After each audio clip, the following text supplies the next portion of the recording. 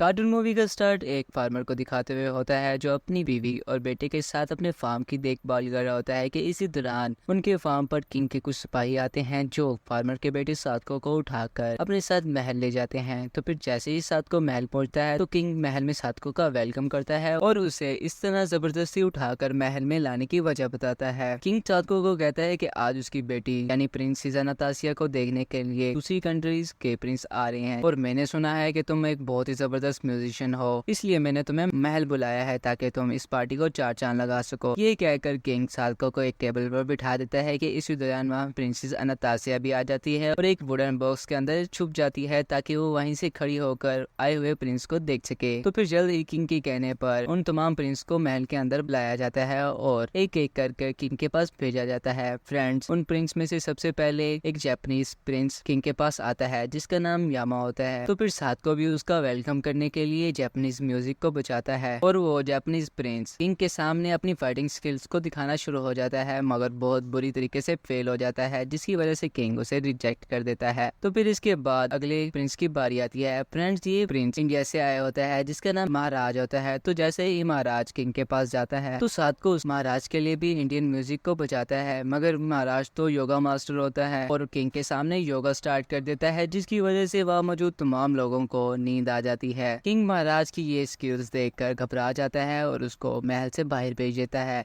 तो फिर इसी तरह बारी बारी करके वहाँ तमाम प्रिंस आते हैं मगर प्रिंसेस उन तमाम प्रिंस को रिजेक्ट कर देती है क्योंकि प्रिंसेस को उनमें से कोई भी पसंद नहीं आता, जिसकी वजह से किंग उन तमाम प्रिंस को महल से जाने की इजाजत दे देता है कि इसी दौरान प्रिंसेस भी उस वुडन बॉक्स से बाहर आ जाती है और अपने फादर के साथ गले लगकर रोना शुरू कर देती है क्योंकि फ्रेंड उसको अपनी शादी के लिए कोई अच्छा प्रिंस नहीं मिला था जिसकी वजह से वो बहुत दुखी हो गई थी। मगर इसी दौरान उसकी नजर सादको पर पड़ती है तो प्रिंसेस अपने फादर किंग को कहती है कि उसे सादको के साथ शादी करनी है मगर किंग प्रिंसेस की ये बात सुनकर शौकदा है क्योंकि सादको तो एक फार्मर फैमिली से बिलोंग करता था, इसलिए किंग इनकार कर देता है। मगर प्रिंसेस बहुत ज्यादा रो रही थी इसलिए किंग प्रिंसेस की सादको के साथ शादी करने के लिए तैयार हो जाता है और एक बहुत ही बड़ा एग्रीमेंट तैयार करवाता है जिस पर जबरदस्ती सादको के साइन करवा लेता है और उसको महल से ये कहते हुए बाहर भेज देता है कि कल तुम्हारी शादी है, तुम जरूर आना। तो फिर इसी के साथ महल से सीन कट होकर सादको के घर की तरफ शिफ्ट होते हैं जहाँ हम सादको को अपने फादर के साथ परेशान हाल में बातें करते हुए देखते हैं। फ्रेंड, सादको अपने फादर को कहता है कि वो प्रिंसी से प्यार नहीं करता इसलिए वो प्रिंसी से शादी नहीं करना चाहता मगर उसका फादर उसे ये कहते हुए वहाँ से चला जाता है ये तो किंग का हुक्म है और तुम्हें जरूर मारना होगा। और फिर यहाँ से कार्टून मूवी में सीन अगले दिन की तरफ शिफ्ट होते हैं और हम सादको और प्रिंसेस की शादी को देखते हैं जहाँ पूरा ही महल गाँव के लोगों से भरा हुआ था लेकिन सादको प्रिंसेस से शादी करने के लिए तैयार नहीं था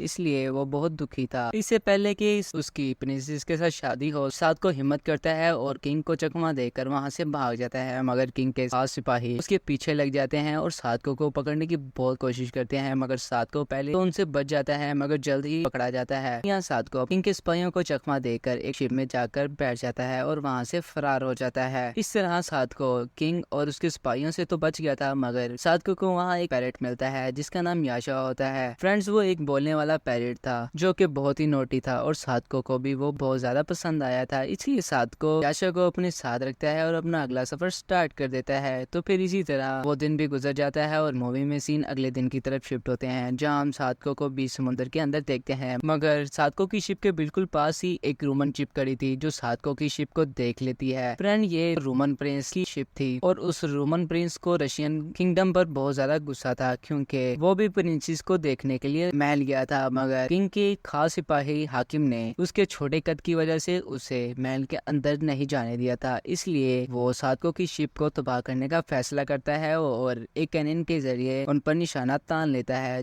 जबकि दूसरी तरफ सादको अभी भी अपनी शिप में सो रहा था मगर याशा उस शिप में सैर कर रहा था कि इसी दौरान याशा स्टोर रूम में चला जाता है और उसे वहाँ एक चमकदार चेन नजर आती है जिसे वो गोल्ड की चेन समझ लेता है और उसे जोर से खींचना शुरू कर देता है मगर फ्रेंड्स, वो तो इस शिप के हॉल में लगी हुई एक पिन थी। तो जैसे ही याशा उस पिन को बाहर निकालता है तो उस शिप के अंदर पानी भरना शुरू हो जाता है, जिसे देखकर याशा डर जाता है और सातको के पास जाता है। मगर शिप के अंदर तेजी से पानी भरना स्टार्ट हो जाता है और उनकी शिप डूब रही होती है। इसी दौरान रोमन प्रिंस उन पर फायर कर देता है, मगर उनकी शिप तो पानी भरने की वजह से पहले ही डूब जाती है, जिसे देखकर रोमन प्रिंस ये समझता है कि उसने रशियन एम्पायर से अपना बदला ले लिया है और वो बहुत ज्यादा खुश होता है। जबकि दूसरी तरफ सादको और याशा अभी भी पानी में डूब रहे होते हैं। तो फिर इसी के साथ मूवी में सीन पानी में बसने वाली दुनिया की तरफ शिफ्ट होते हैं, जहां हम एक छोटी सी मरमेड को देखते हैं जिसका नाम लिया होता है। फ्रेंड्स, वो कुछ किडनैपर से बचकर भाग रही होती है, मगर उसका पीछा करते हुए एक किडनैपर वहां आ जाता है, लेकिन लिया छुप जाती है कि इसी दौरान सादको और याशा दोनों उस किडनैपर के ऊपर गिर जाते हैं, जिसकी वजह से उनका ध्यान भटक जाता है और वो लिया को छोड़कर सादको और याशा को उठाकर अपनी किंगडम में ले जाते हैं। तो फिर यहाँ से सीन कट होकर उनकी किंगडम की तरफ शिफ्ट होते हैं, जहाँ हमें उन दोनों किडनैपर्स के नाम पता चलते हैं। फ्रेंड्स, ये दोनों किडनैपर भाई होते हैं। इनमें से मोटे किडनैपर का नाम जैक होता है और पतले वाले का नाम हेनरी होता है। फ्रेंड्स, वो दोनों भाई सादको और याशा को लाकर एक जगह पर रख देते हैं कि इसी दौरान वहाँ उनकी मदर भी आ जाती है। फ्रेंड्स, उनकी मदर एक ऑक्टोपस होती है और उसके पास जादुई पावर्स होती हैं, जिसकी वजह से वो सादको को पहचान जाती है कि ये ऊपर की दुनिया से आया है और उस पर अपना मैजिक करती है, जिसकी वजह से सादको और याशा दोनों इजीली पानी में सांस ले रहे होते हैं। तो फिर जैसे ही सादको और याशा दोनों होश में आ जाते हैं तो हाँ, उस किंगडम का किंग भी आ जाता है, जिसका नाम गर्किन होता है। मगर फ्रेंड्स, वो किंग तो एक क्रैब के ऊपर सो रहा होता है। सादको भी उस किंग को देखता है, मगर वो मदर ऑक्टोपस को अपने सवालात के जवाब दे रहा होता है कि वो कोई जासूस नहीं है, उनकी तो शिप डूब गई थी, जिसकी वजह से वो उनकी दुनिया में आ गए। तो फिर यहाँ पर सादको उनसे अपना हाथ लेता है और उसको बजाना शुरू कर देता है, जिसकी आवाज सुनकर तो उस किंगडम के लोग बहुत ज्यादा हैरान होते हैं, मगर जल्द ही उन्हें म्यूजिक बहुत ज्यादा पसंद आता है और वो एंजॉय करना शुरू कर देते हैं। इसी दौरान म्यूजिक की आवाज सुनकर वो किंग भी नींद से जागना शुरू हो जाता है कि किंग को उड़ता हुआ मदर ऑक्टोपस देख लेती है। तो फिर पहले तो मदर ऑक्टोपस सादको से उसका हार्प लेकर म्यूजिक को बंद करवाती है, जिसकी वजह से एक बार फिर किंग सो जाता है और अपने सिपाहियों को हुक्म देती है कि सादको को काल कोठरी में बंद कर दिया जाए, क्योंकि ये एक जासूस है और हमारे यहाँ जासूसी करने आया है। तो फिर उस किंगडम के सिपाही सादको और याशा को पकड़कर एक काल कोठरी में बंद कर देते हैं, मगर वहाँ पर लिटिल मरमर लिया ने भी ये सब कुछ देख लिया था, इसलिए वो मदर ऑक्टोपस का पीछा करना शुरू कर देती है। फ्रेंड, मदर ऑक्टोपस वहाँ से एक अपने खुफिया मकाम पर जाती है। फ्रेंड्स, मदर ऑक्टोपस वहाँ पर अपने जादुई मिरर के जरिए किंग के साथ बातें करती है, जिसकी वजह से हमें ये बात पता चलती है कि मदर ऑक्टोपस तो एक विच है और उसने ही अपने जादू के मदद से किंग को सुलाया है ताकि वो इस किंगडम पर राज कर सके। मगर प्रिंसेस लिया ने ये सब कुछ देख लिया था, इसलिए वो वहाँ से निकलती है और सीधा वहाँ से स्केलेटन पायरेट की शिप की तरफ चली जाती है और उनको जाकर बहुत सारे सोने की ऑफर करती है। मगर स्केलेटन पायरेट्स के पास तो पहले ही बहुत ज्यादा सोना था,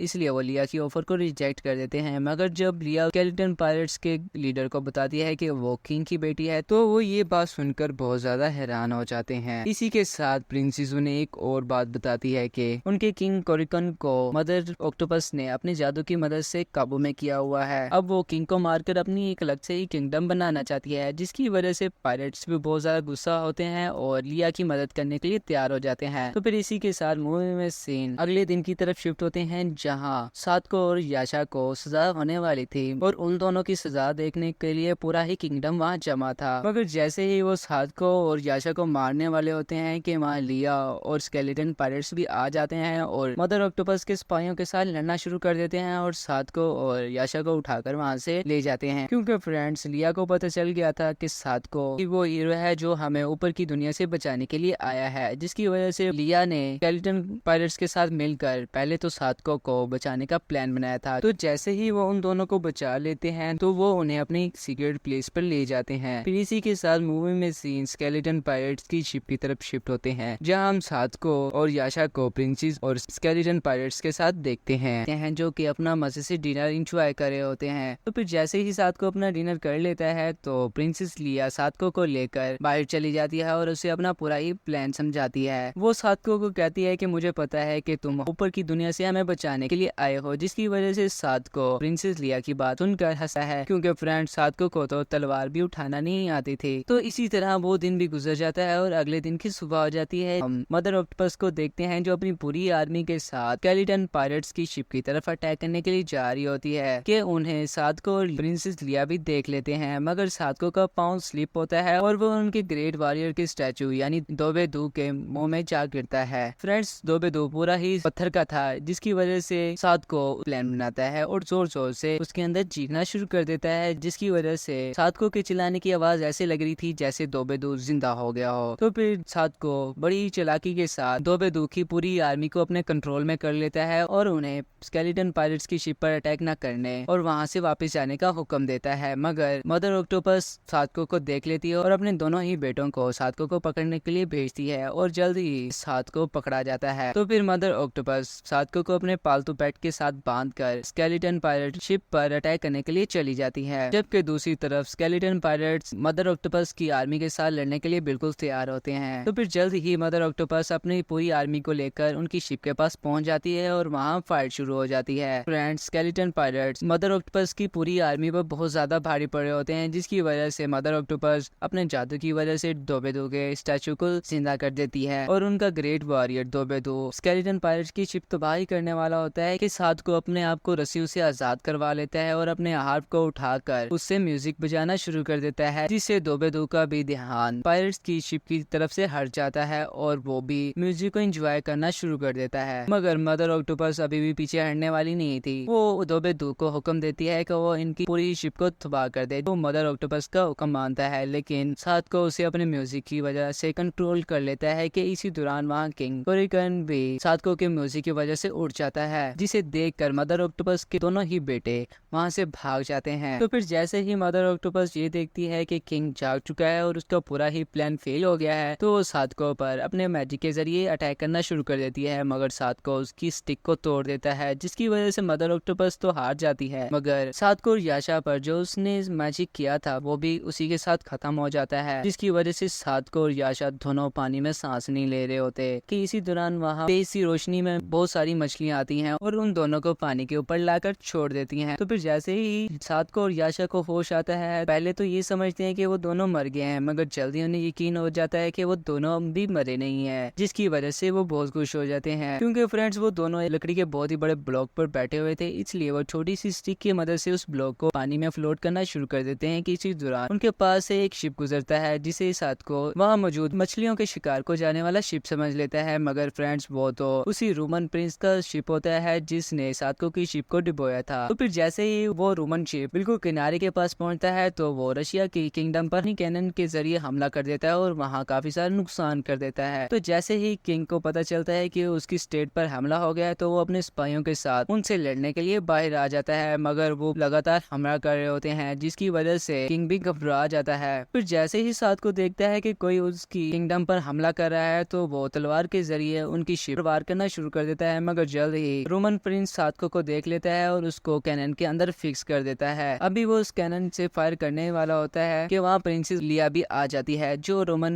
प्रिंस को रोकती है, मगर वो नहीं रुकता। इसी दौरान वहाँ दोबेदू भी आ जाता है, जिसको देखकर रोमन सिपाही उस शिप से कूद जाते हैं। तो दोबेदू सादको और याशा को तो बचा लेता है, उस रोमन प्रिंस को उसी कैनन के अंदर फिक्स करके फायर कर देता है, जिसकी वजह से वो सीधा किंग के पास जा गिरता है। मगर वो रोमन प्रिंस अभी भी नहीं हटता, वो किंग पर अटैक ही करने वाला होता है कि वहाँ प्रिंसेस अनातासिया भी आ जाती है, जिसे देखकर रोमन प्रिंस प्रिंसेस के प्यार में पागल हो जाता है और अपनी तलवार को फेंक देता है, क्योंकि उसे प्रिंसेस से पहली नजर में ही प्यार हो जाता है। फिर इसी के साथ मूवी में सीन ओशन के किंग कोरिकन की तरफ शिफ्ट होते हैं, जो अपनी आर्मी के साथ बाहर आता है और अपनी बेटी लिया को भी मरमेड से एक गर्ल बना देता है, और इसके साथ साथ स्केलेटन पायरेट्स के ऊपर से उस स्पेल को भी खत्म कर देता है, जिसकी वजह से वो भी दोबारा इंसान में कन्वर्ट हो जाते हैं और एक बार फिर अपनी फैमिली से मिलते हैं। जबकि दूसरी तरफ किंग प्रिंसेस अनातासिया की रोमन प्रिंस के साथ शादी करने का फैसला कर देता है और ओशन का किंग कोरिकन अपनी बेटी लिया की शादी सादको के साथ करने का फैसला करता है, और इसी के साथ ही स्कूल सी एडवेंचर कार्टून मूवी का एंड होता है।